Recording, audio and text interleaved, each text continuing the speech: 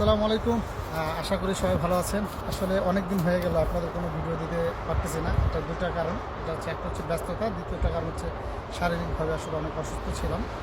আর আগের তুলনায় আসলে আগের মতো আমাকে দেখতে না পাওয়ার পিছনে কারণ হচ্ছে আমি আসলে প্রচুর ব্যস্ত হয়ে গেছি। নিজের কোম্পানি খুলেছি, সেই কোম্পানিকে আসলে ডেভেলপ করার জন্য আসলে এত ব্যস্ততা। আর আজকে আপনাদেরকে এই ভিডিওটা করার উদ্দেশ্য হচ্ছে একটা দারুণ জিনিস দেখানোর জন্য। সেটা হচ্ছে যে আপনারা দেখতেছেন আমার পিছনে যা দেখতেছেন এগুলো সব হচ্ছে বরফ। হ্যাঁ, তো এই বরফের মধ্যে আমি এখন দাঁড়িয়ে আছি।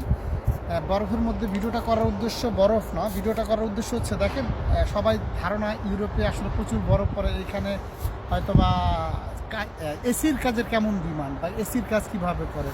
সো আমি এই মুহূর্তে এই বরফের মধ্যে দাঁড়িয়ে আছি। মজার একটা বিষয়, আমি এখন এখানে দাঁড়িয়ে আছি 1.5 থেকে 2 ফুট বরফের উপরে। এর নিচে হচ্ছে এটা ছাদ। সো এই বরফের মধ্যে আজকে আসছি আমি এসি লাগানোর জন্য, নতুন একটি এসি লাগানোর জন্য। কারণ এই ইউরোপে আপনার যারা এসির কিন্তু প্রচুর ডিমান্ড। হ্যাঁ, এসি ছাড়া কোনো জায়গা নাই। কারণ হচ্ছে আপনার এই দেশে এসি মানে হচ্ছে হিটিং, মানে গরম এবং ঠান্ডা উভয় থাকতে হবে। আমাদের দেশে যেমন শুধু ঠান্ডাটাই বেশি পাওয়া যায়, গরম খুব কম সীমিত। কিন্তু ইউরোপ মানে হচ্ছে আপনার প্রত্যেকটা এসিতে হিটিং এবং কুলিং দুইটাই সিস্টেম থাকতে হবে। তো গরম মানে শীতের দিনে এখানে প্রচুর মানে এসির চাহিদা যেমন গরমের দিনে পড়ে তেমন ঠান্ডার দিনও পড়ে। সো এখন আমাকে মাইনাস কত ডিগ্রি চলতেছে দেখতে হবে, হয়তো বা 4-5 চলতে পারে। আজকে অনেক দিন পর উজ্জ্বল একটা পরিবেশ হয়েছে। সাধারণত শীতের দিনে এতটা রোদ থাকে না, খুব কম পড়ে। তো এই ইসের মধ্যে বরফের মধ্যে আসছি আপনার সেই আমরা অনেক দূর থেকে হেঁটে এখানে আসতে হয়েছে, কারণ ছাদ বিশাল বড় ছাদ দেখতেছেন। তো এখানে এসির কাজ করার জন্য আসছি। এই এসিটা আমরা উঠাইছি, কি বলে এখন পাইপ লাগানো শেষ। তো এখন আমরা এটা কানেকশন করব, ভ্যাকুয়াম করব, তারপর সে গ্যাস চার্জ করবো। তো মূল বিষয় হচ্ছে যে এইবার অনেকেই চিন্তা করে যারা বাহির থেকে আসলে আপনার কি বলে যারা বাহিরে আছেন, যারা রোমানিয়া আসতে চান বা ইউরোপে আসতে চান, তারা অনেকে হয়তো মনে করেন যে এরা এই বরফের ভিতরে কীভাবে কাজ করে। আসলে এটা কোনো বিষয় না। হ্যাঁ, আমরা যেমন আমাদের দেশে থেকে অভ্যস্ত, এইখানে এই বরফের মধ্যে কাজ করে অভ্যস্ত। সো এইখানে এখন যদি -7-8 চলে তাতেও কোনো সমস্যা নাই। কারণ হচ্ছে ওই ধরনের প্রোটেকশন নিয়েই কাজ করতে হয়। যারা যেই কাজেই আসেন এটা ভয় পাওয়ার কিছু নাই। যেমন হচ্ছে এই হচ্ছে আমার ভাই, ঠিক আছে, এই হচ্ছে পাকিস্তান থেকে গত 2 মাস আগে আসছে আমাদের কোম্পানিতে নতুন। তো এই আগে বোধহয় সৌদি আরবে অনেক বছর, কিतना साल था सऊदी में? 12 साल का। ये 12 বছর সৌদি আরবে কাজ করছে, এখন रोमानियाতে। अच्छा, रोमानिया कैसा लग रहा है? हमारे यहाँ अच्छा लग रहा है। अच्छा लग रहा है। ठंडी ठंडी बहुत ज़्यादा ठंडी है। बहुत ज़्यादा ठंडी है। बहुत ठंडा है। अभी तक सारी जिंदगी में पहली बार ठंडी देखा है इधर रोमानिया में आके। माइनस टेम्परेचर भाई, माइनस टेम्परेचर। বলতেছে এরকম ঠান্ডা জীবনও দেখে নাই, এটা প্রথম তার অভিজ্ঞতা। প্রচুর ঠান্ডা লাগতেছে।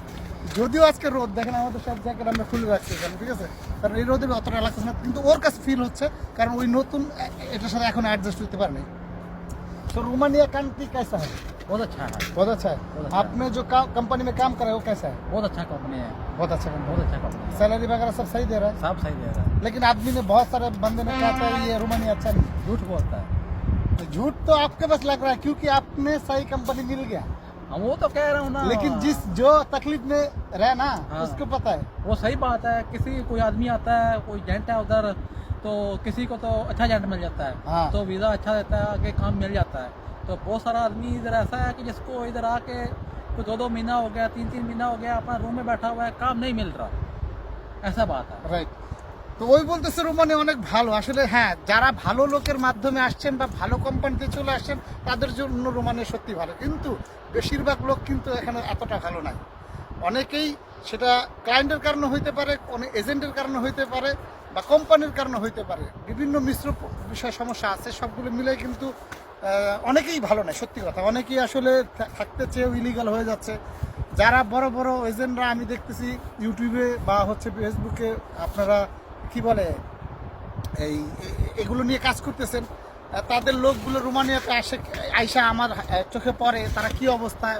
অনেকেই আছে মানবত জীবনযাপন করতেছেন, কাগজ হচ্ছে না, কাজ পাচ্ছে না, বা বসায় রাখছে, এই ধরনের আছে। আসলে এটাই হচ্ছে বাস্তবতা রোমানিয়ার, কারণ রোমানিয়া এখন পর্যন্ত ভিসা হচ্ছে, ভালো হচ্ছে। আগামী কতদিন থাকবে সেটা জানি না, তবে যারাই আসবেন ওইভাবে বুঝে শুনে আসবেন, তবে থাকার জন্য আসবেন। যদি ভালো কোম্পানি পড়ে বা কষ্ট করে থাকতে পারেন, আমি আশা করি ভালো কিছু হবে। সো যাই হোক, আমার ভিডিও টপিক এটা ছিল না, আমার মূল দেখানোর উদ্দেশ্য ছিল হচ্ছে এটা। যদিও রোমানিয়াতে প্রচুর ঠান্ডা পড়ছে এবার, সো আলহামদুলিল্লাহ সব কিছু মিলে ভালো আছি। এবং যারা রোমানিয়া আসতে চান আসেন, ভালো কোনো লোক দেখে, ভালো কোনো মাধ্যম দেখে। এবং যদি রোমানিয়াতে থাকতে পারেন আশা করি ভালো কিছু হবে, কারণ রোমানিয়া অনেক অপরচুনিটি আছে, সেটা অনেকের চোখে দেখে না, কিন্তু আমার চোখে দেখা অনেক ভালো আছে। যেহেতু আমি আলহামদুলিল্লাহ কোম্পানি ওপেন করেছি এবং আস্তে আস্তে আরও যাচ্ছি, ভালো কিছু করার দিকে যাচ্ছি। সো যদি চেষ্টা করেন আশা করি সবাই ভালো কিছু করবেন।